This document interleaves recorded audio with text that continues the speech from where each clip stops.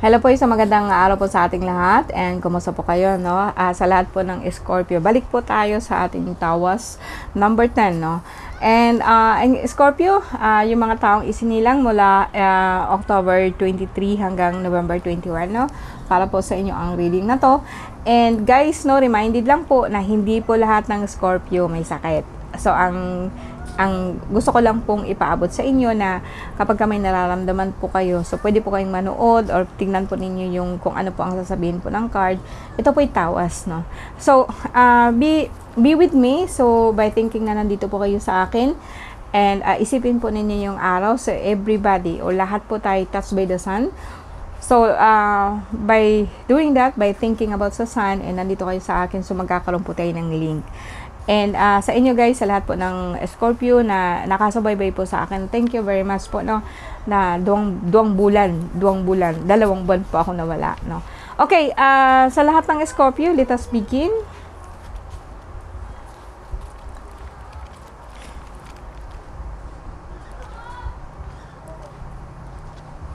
Okay, let us begin, no. By the power of the 4 names of God, with His Yad-Heh, Vav-Heh, declaring His love, His protection to cover all of us. And Christatem Hesum Christi Pater Salvami, Christatem Hesum Christi Pater Salvami, Christatem Hesum Christi Pater Salvami, Paternum Deum Christum Silum Christum Igusum. So sa lahat po ng mga nandirito po ngayon, naway basbasan po kayo ng Diyos Ama, Diyos Anak at ng Diyos Espiritu Santo. And sa lahat po ng ating pamilya, no, naway iligtas po sa lahat po ng kapahamakan. Scorpio po tayo. Okay, tingnan natin kung ano nangyari. Scorpio. Scorpio, October 23. Para sa inyo to.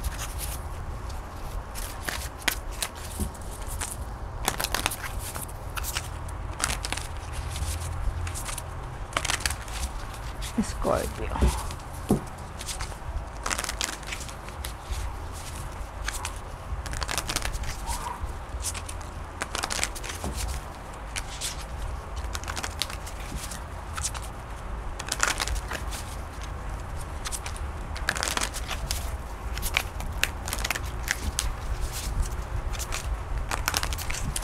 Scorpio, October 23. Okay, magbibigay po ako ng 3 spreads at consist po siya ng shampoo na card. And tingnan natin in general para po kahit paano po malaman natin.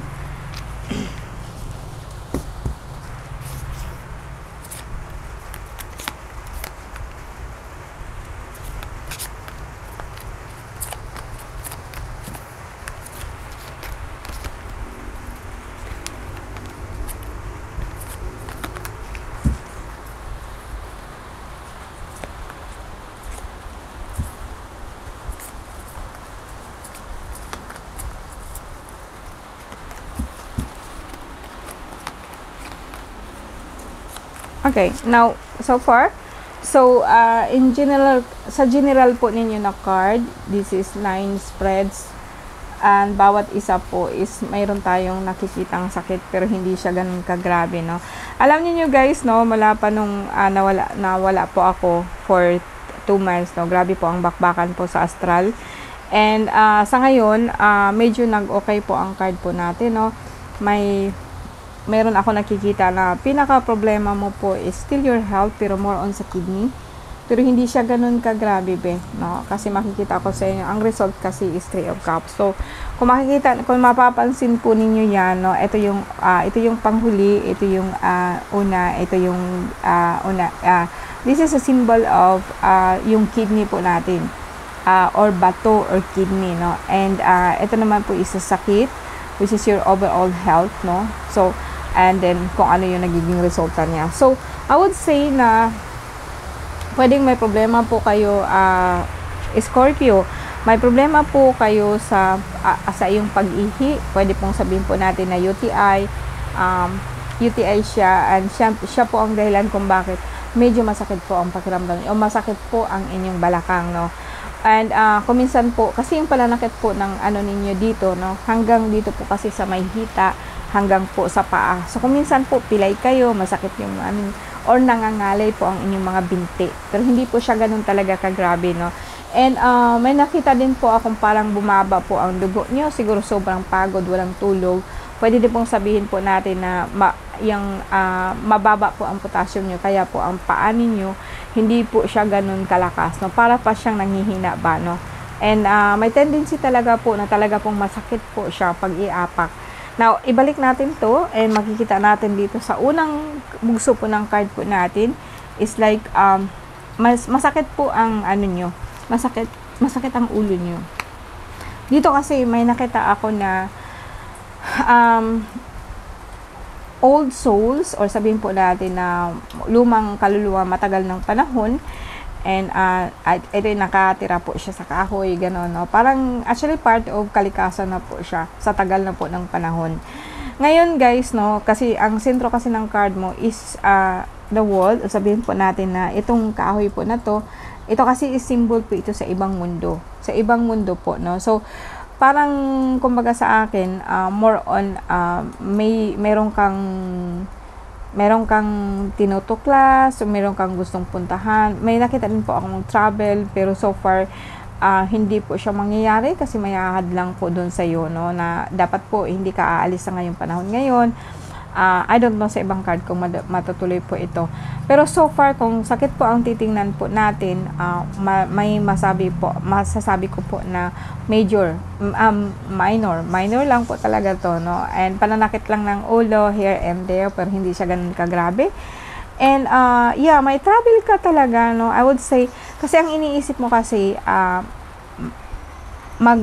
hihiwalay na ba? Hihiwalay sa parents mo, or gusto mong tumiwalag na po, magkaroon ka ng sariling bahay, magkaroon ka po ng sariling environment, pamilya. Kaso lang, may humahad lang po kasi.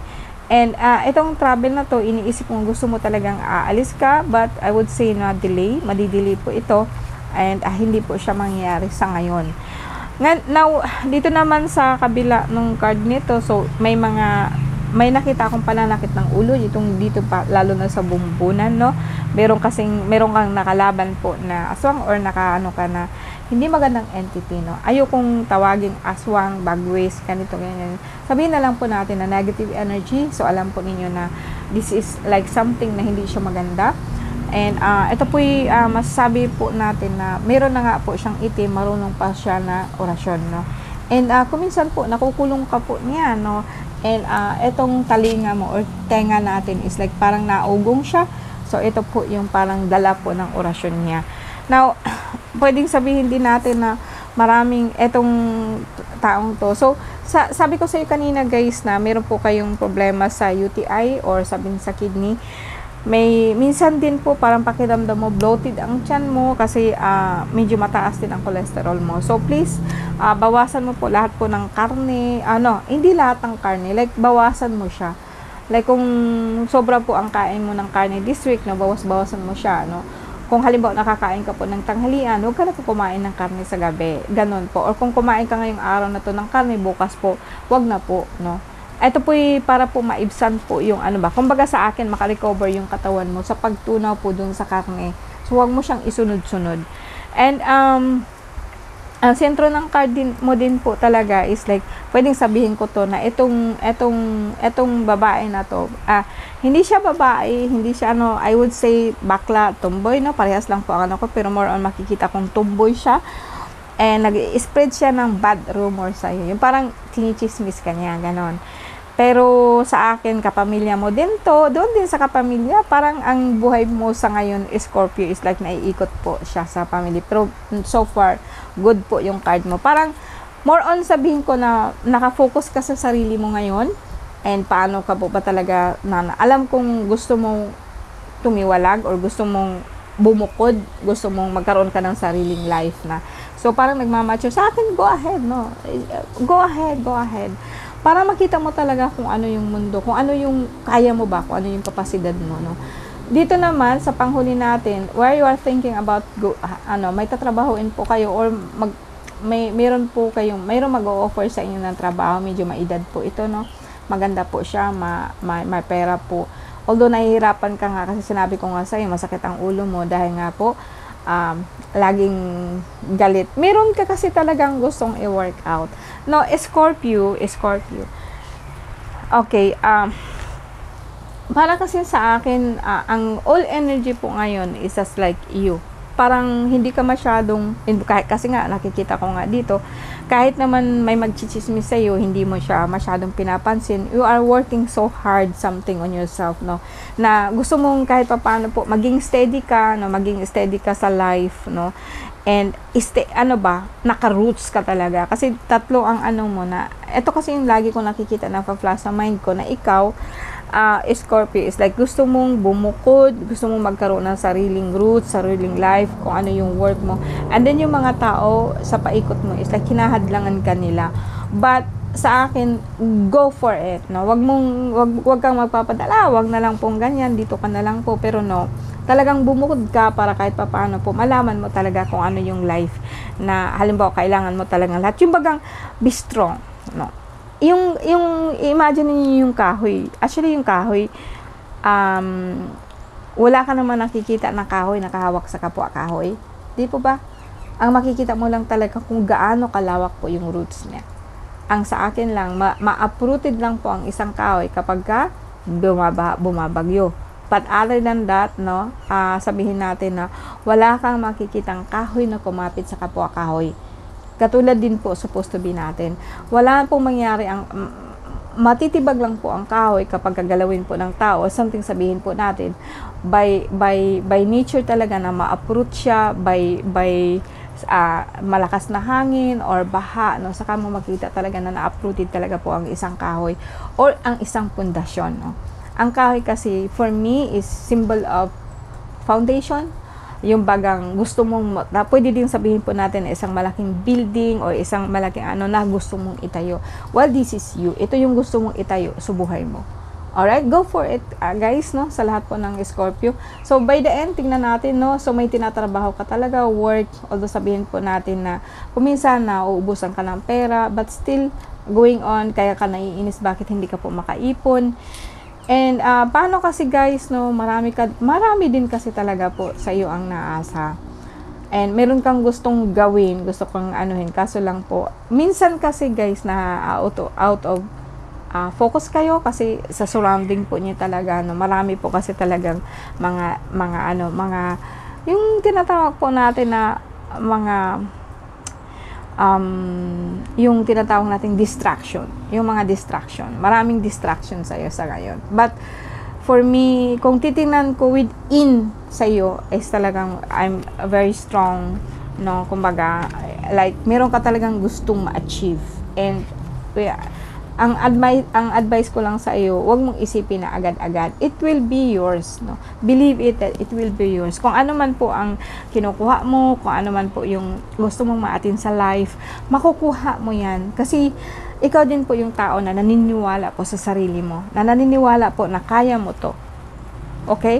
And sa akin, ang ganda ng card mo kasi pag may pag may ganito po na mga symbol, I like, gusto ko, nasa sentro po siya ng card nyo. So, ibig sabihin po nito, ito yung pinupukusan mo ngayon, yung pundasyon mo. Alright? Na pagdating po ng panahon, kahit nga po mahangin, kahit maano po, is hindi ka na po basta-basta this is what you are working on, pundasyon mo. So, go ahead guys, and sa lahat po ng Scorpio, believe po ako sa inyo, na may tiwala po ako sa inyo, kayang-kaya po niyo yan. And it's a good thing, it's a very good thing, no, para sa akin, no. And lahat naman kasi guys, no, kapag meron kasing gusto mong baguhin kasi ang life mo, actually talagang maraming mauuga. No, mauga yung nanay mo, mauga yung tatay mo, yung mga mo, pipigilan ka nila kasi ganito, kasi ganyan, no. Pero sa akin, pwede kung kahit anuman po ang edad niyo, kahit bata pa kayo, something, talaga pong dapat asikasuhin yung pundasyon niyo, no. Okay guys, so life messages sa ngayon, no. So I have a new deck, and it's an oracle card and a life messages, no. Gusto kong dagdagan po natin kung ano po ang pwedeng ibigay na advice po sa inyo sa sitwasyon po ninyo ngayon. Scorpio, October 23 hanggang November 21. Discovering. Okay? So, eto tingnan niyo guys na discovering. So, makikita po ninyo na yung sinasabi ko, yung pundasyon na sinasabi ko is just like para malaman mo, ma-discover mo kung ano yung lakas mo, kung ano yung kaya mong gawin, and then kung ano ka talaga, kung sino ka, and then mas gusto ko yung idea po na magsarili tayo. And although mahirap siya, nakakatakot, pero just go ahead. Go ahead. Okay, discovering, basahin ko ha. Release old belief and limitations. Open yourself to new ideas and endless possibilities. Embrace adaptability and the freedom to explore new perspectives as you let go of the past. You unlock deeper layers of your potential and discover the expansive world within. You see? So, kayo na po bahala guys na i-discover ang sarili ninyo sa pamamagitan po ng pag-workout kung ano talaga, yung pundasyon ninyo, yung kung anong gusto niyo gawin sa buhay niyo, yung kung ano po yung dapat na gawin. Sa sakit po guys, it's okay, kayang-kaya niyo yan. No, I like all the readings now, parang ang ganda po ng card po natin, no. So, okay, sa inyo guys, sa lahat po ng Scorpio, no, let us let us pray, no. Our Father in heaven, hallowed be your name. Your kingdom come, your will be done. On earth as it is in heaven. Give us this day our daily bread, and forgive us our sins as forgive those who sins against us. Do not bring us to the test, but deliver us from evil. Amen. Okay, sa lahat po ng mga nandito, thank you po and see you next time.